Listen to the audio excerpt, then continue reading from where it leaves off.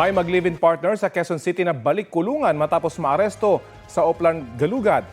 Ang lalaki hinuli dahil sa iligal na baril. Ang babae kinakasama niya hinuli matapos namang makialam sa pag-aresto at mabistong may arrest warrant siya. Balitang hatid ni James Agustin.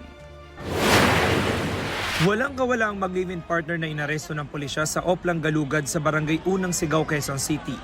Ang 33 anyos sa lalaki, nahulihan ng baril na kargado ng mga bala.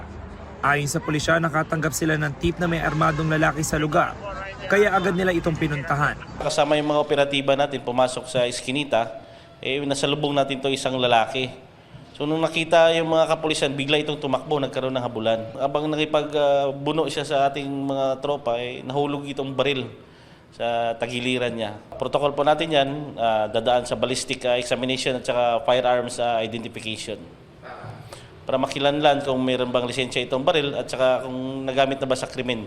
Nakailam naman umano ang 30 anyos sa babae habang inaaresto ang kanyang kinakasama.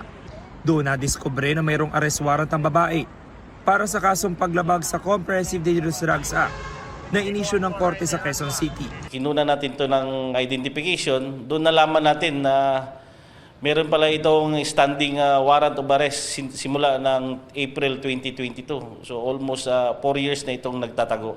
Panlabing-4 na beses nang naaresto ang lalaking sospek na dating nasangkot sa mga kaso may kinalaman sa droga, pagsusugal at iligal na baril.